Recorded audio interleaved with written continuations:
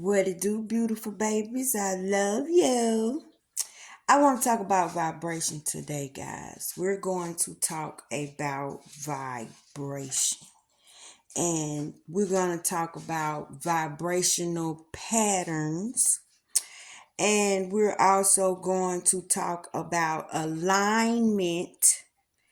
And we're going to talk about practicing vibration.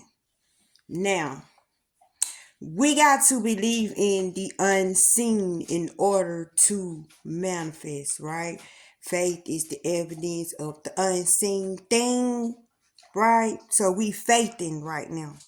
I guess we talking about faithing, how to make your faith work. Like faith without works is dead. So I'm finna crank up y'all faith right quick. Okay, y'all. We irritated. All of us irritated. I don't know nobody that's not irritated. It's because we're pinched off. We're pinched off from who we really are and who we know we are. We pinched off from the person that we know we should be, the person that we want to be. We pinched off from that, and that is our source. That is where we draw our strength from. I've been sitting here listening to Abraham Hicks. I don't know if any of y'all know anything about Abraham. Abraham is a thought. I noticed this today while listening to Abraham. Y'all, I done listened to so many of the teachings today, and I really listened and I put myself in Abraham's shoes as I was listening to Esther Hicks. Esther Hicks is the lady that Abraham uses to speak through her like a ascended master, a higher being. She channels through her. The lady name is Esther Hicks, but the channel that comes through her is called Abraham, right? So listening to Abraham, I can see Abraham. And I believe that this lady is truly channeling thought. And the same thought that she's channeling, I'm channeling, you're channeling. But you got to be tuned in, turned on, tapped on. Right? That's how she said, in order for you to see where the voice is coming from. I'm going to call it a voice, right? If you take your belief, whether she for real or not, out of it and just listen to the words that come from this entity, and I call it an entity, and I believe that it's real because I have had a real experience in my own life with the being that she is, that the voice is, the Abraham is. So I believe her. One day I had just gotten out of the hospital, and I had an experience where my heart was hurting. I had been in the hospital for months. Time I came home and stepped through the threshold of my bedroom, my heart started hurting. I got mad, I got angry, and I started going off on God and the devil. And I felt like they were warring over me, and I was demanding that they made up their mind because I was tired. This was during a rejection period, because I've had about 6 or 7 of them from this heart that I have. So immediately in the midst of me demanding them to choose who wanted me, the devil wanted me, God wanted me, y'all, this where my mind was. My heart stopped hurting. So I fell asleep that night, and I began to hear a voice that said, ask. It said it like 3 times, ask. And so I sat up in the bed and I said, ask what? And the voice said, ask me whatever you want. So I said, oh, here we go, here we go, here we go, y'all. I go on trips. And this is my truth. Abraham is real. So I said, how am I ask you, like, what? So it told me to grab this Bible that I had on the top shelf. And I used to have one of those big old Bibles that your grandma had back in the day. Them big old white holy Bibles. So I picked the Bible up and I said, look, this thing's so big, because I was being ugly, I was being smart, I was angry, but I was still listening to the voice, but I was giving bites when I was talking, but this voice stayed calm, it stayed sweet. It didn't get mad at me. It was like it understood. So it told me to go to Psalms 111. That is where we started reading. The voice told me to read until it told me to stop. I read, it said stop. Then when I stopped, it said ask. And I said, ask what? And it said, ask me whatever you want.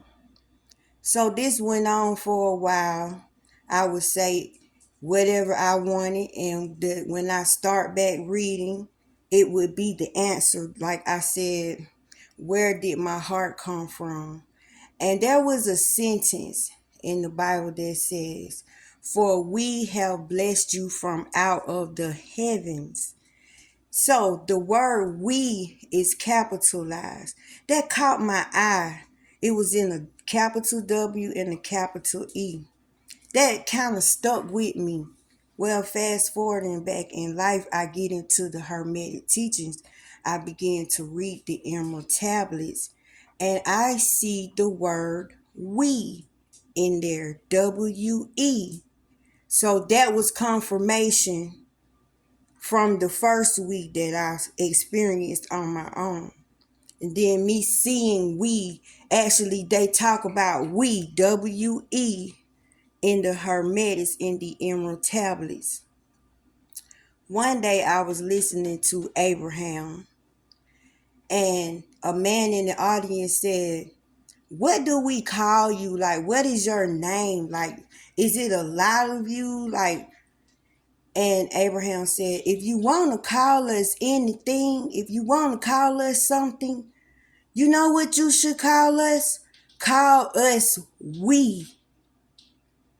See, you look for spiritual things to connect, to see if you getting your source from the right place. This way you don't have to argue with nobody or try to figure out if this person is keeping it real or not. And when you in spirit gonna lead you back to that, because you should listen to some of the stuff that Abraham says. So what caught me today was Abraham was talking about alignment and vibration.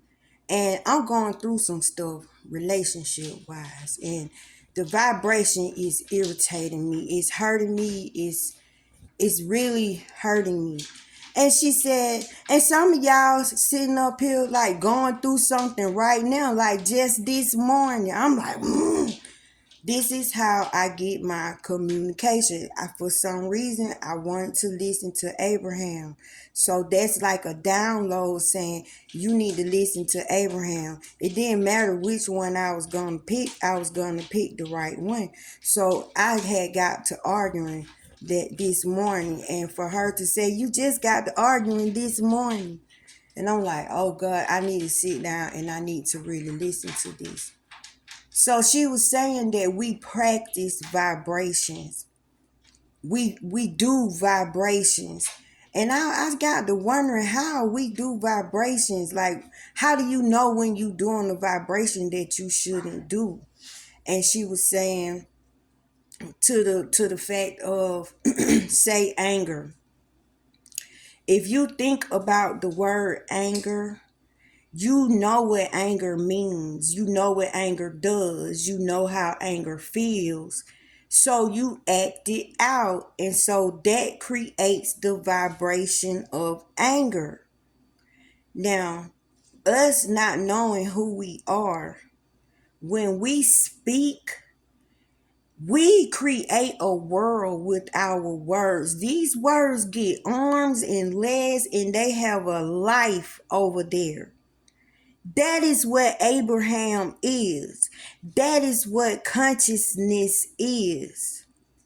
So that consciousness needs us in order to enjoy the fruits of their labor, and we need them to enjoy the fruits of our labor. Like, we need each other, because she's always saying, when you have rockets of desire, ooh, it's so delicious.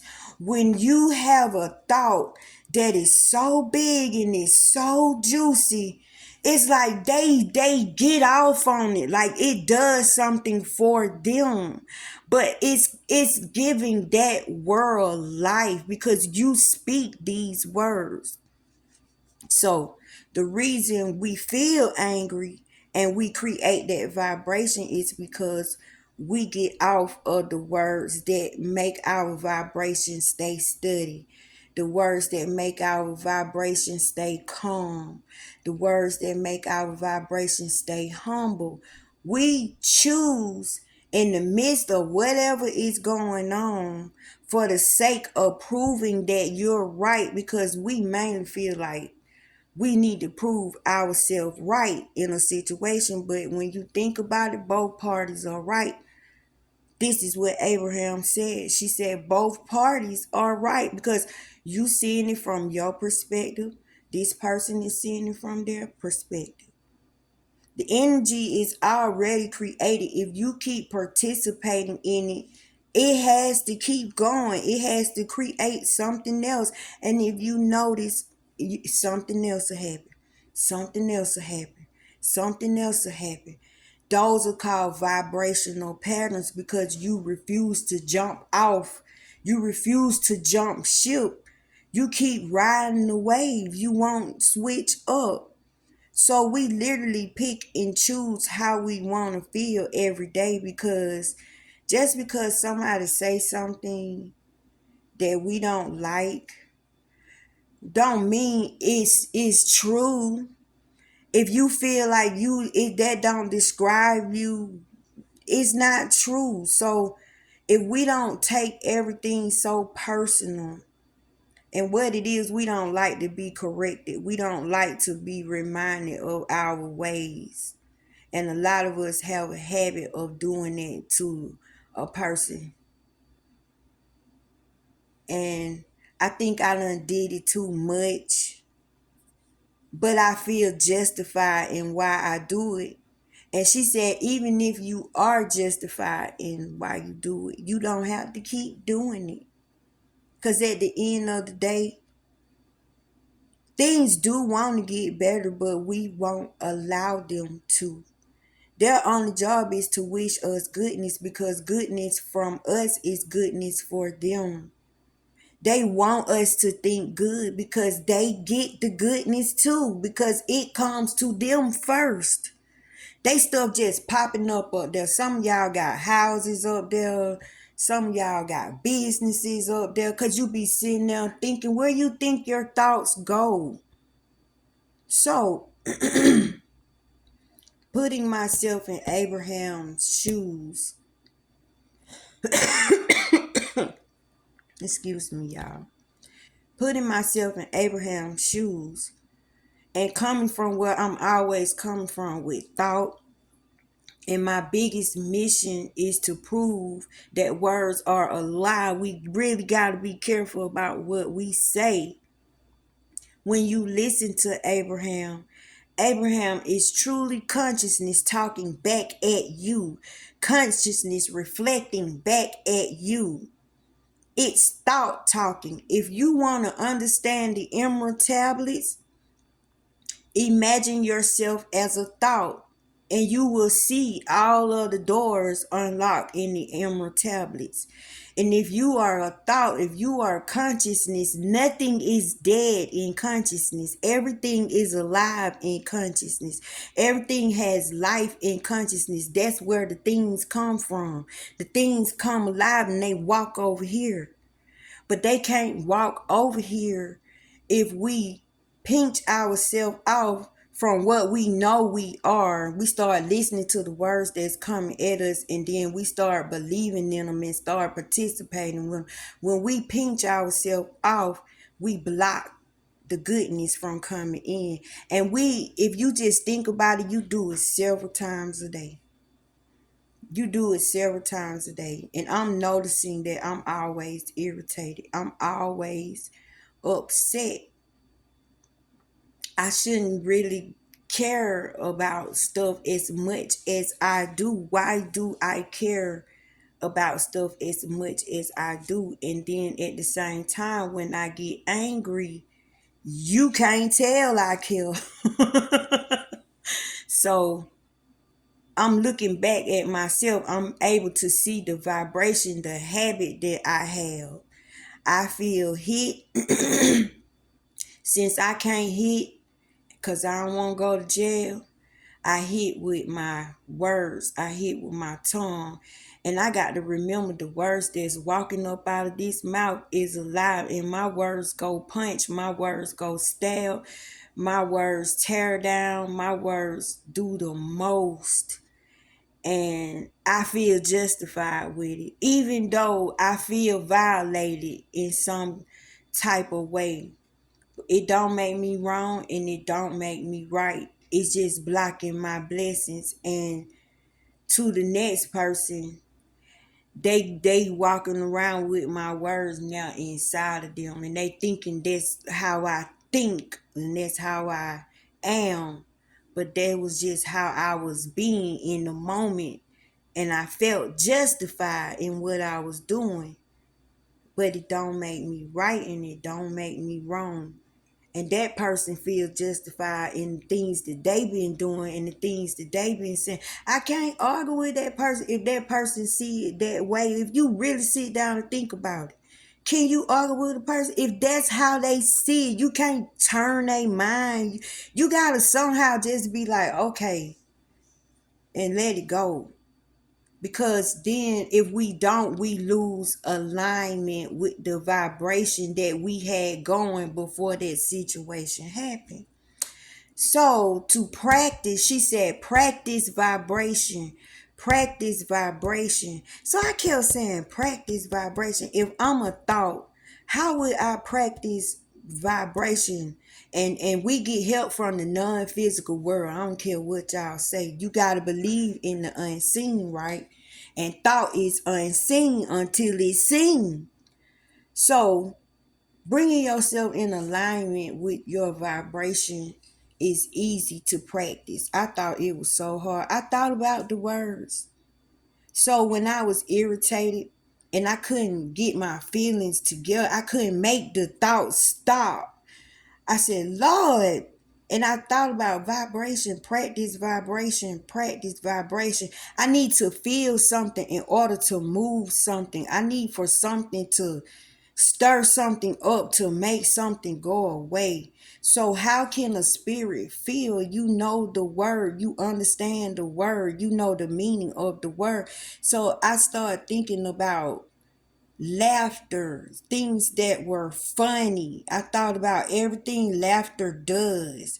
Then I start imagining when me and my mate was laughing, and I found myself for a few moments gone from the whole situation. And when I paid attention to my body, when I came back from my thinking, I was smiling. And I said, oh, I know how these work. So I thought about abundance, right? Because that's sort of been the issue. Why is things in lack? Why is it just enough pinching out? Well, if you arguing every day and you upset every day and you going on and on, your vibration is off. So you lose alignment. So I said, how could I think about abundance without thinking about it in a money term? Because I feel like when you think about money, that gives you resistance immediately when you say money. So, but if you look at it in a thought world, money is just energy. And you got to get up enough right energy in order to feel it. So the thing that you want, say the word and feel the word and be the word. So if you want money, if you see money as abundance, then how do it feel to have an abundance of money? Just imagine how it would feel if you had an abundance of money and let your mind just go. Like, you wouldn't be worried about how much your bills are. You wouldn't go to the mall and be like, "Ooh, Lord, that's too high. Oh no, let me go look for the clearance rack." You wouldn't do that. So you gotta fight your own self and let yourself be free in your own mind and get out of the budget thinking, get out of the clearance rack thinking, and look at yourself as you got so much money. You that don't matter. You can go anywhere. You can order any meal or get any bottle of wine you like at a restaurant. Some of us can't even be good to ourselves in our own imagination. Think about it. You be up in your imagination saying, "Ooh, that too high. Ooh, that look," like somebody see you, like somebody know what you doing. See, we programmed, so we pinched ourselves out because we think we not good enough. Why we're not good enough? So I thought about this in the Bible when Jesus says, if you don't believe me, like, you don't gotta believe in the name Jesus. This what it say, y'all. Go read it for yourself. It say, at least believe in the works, that what the works doing. Believe in the stuff that I'm doing. Look at the what it's producing. Look at the harvest of what I'm doing is doing. Look at how many people being blessed by what I'm doing and what I'm saying. You don't believe me. You know what I'm saying? Because a lot of people won't believe you because of the skin you in, the face you got, and the ways you got. And, but believe in the works, believe in the words that I say, believe in the evidence. And he said, you believe in the gospel because when it go forth, when the preaching go forth, when the word go forth, he come right behind it and prove it. And y'all, those are called synchronicities. That's why I said, get you some paper and pencil and start writing stuff down. When you catch stuff that doubling up, when you catch stuff that done matched up, look at how we popped up them many times. W-E. Now I read the Emerald tablets and we is in there. We is a whole thing. Y'all go read the Emerald tablets. They talk about we. And guess who we is? This why you gotta go consciousness and you gotta believe in the unseen, because the unseen things is what's running the world. Guess who we is? They call we they. And guess who they are? The governors. They are like the powers of God, and it's 7 of them. And guess what their name is? 3, 4, 5, 6, 7, 8, and 9.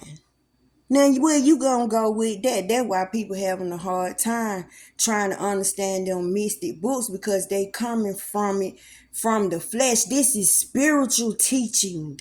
The book of Enoch. Y'all, Enoch describing what's going on inside his mind. That stuff ain't going on outside of Enoch. If you put yourself in thought shoes, if you put yourself in where you supposed to be, in thought. If you imagine yourself as thought, you can see what the books are saying. And you don't put the flesh in it. All this stuff is happening inside Enoch. Boy, it's a world inside this consciousness, inside this mind. All the words that done went forth, other people words grow legs and arms. They get up and go meet other words and they create babies and generations and generations and generations. And this is how you get generational curses. So generational curses are created by words, and it takes words to remove generational curses. It's all about the word. He told you in the beginning was the word. He told you the word was with him. The word was him, and the word always been with him. He always been there. God gave us in word form. He broke himself down. You can find God if you find the right words. You can find God if you practice the vibration of the right words. And the right words describe you. The right words are what you believe about yourself. The right words are what you believe to be true. You get to pick and choose which words you believe and which words you don't believe. It say you can't serve two masters, and we keep trying to serve two masters. So this was blocking our blessings. So say you trying to get you a car. You think about your car. Now you need the vibration of you already having a car. Well, give your mind a movie to look at. Create an image in your mind and show your mind how you would be if you had that car. Make your mind see your vision for yourself. Give your mind a picture. Make a movie. Make a little short clip. And how would you feel? You feel free. You be able to go where you want to go, do what you want to do. And then you riding in style. Then you playing with your radio. Then what you putting in your car. How your car look. Take pictures by your car.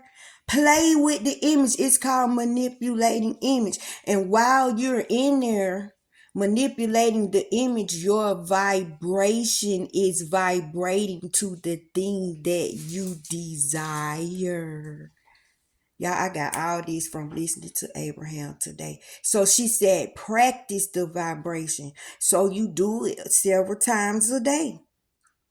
Several times a day. You got so many times where you can imagine and wander off in your mind. Just daydream. Imagine yourself getting in your car and you finna go to a movie with your friends, but don't put nobody in your imaginative life that don't like you, that will not celebrate you. Have your friends that love when you get blessed. They be like, oh, but it's a bad car. See, you're looking for the vibrations of how it would feel if you had that thing. And while you're in there, creating your image, you're using word, the living word in your imagination. Your words are living. They walking around. They got bodies. They're buildings. They're street lights. They're corners. They are what is over here, but it's in word form over there. If you hang over there enough, then you will mirror the image over here. This is what I'm getting from her today. So y'all know your girlfriend be practicing, because I was feeling so bad today and I tried it. And that thing that was punching me and kept making me think and focus on certain words that was said, I kicked that thing up out of here. And it's gonna be how it's supposed to be. And I want everybody involved to be happy. So I feel like if I get out of it and I go on and vibrate on the stuff that I'm trying to do for myself, cause ain't nothing bothering me, y'all. I do got a lot of peace. It just sometimes you just don't get along. And that's okay. But it's only because each party feel like they got to prove that they're right, when in reality both parties are right.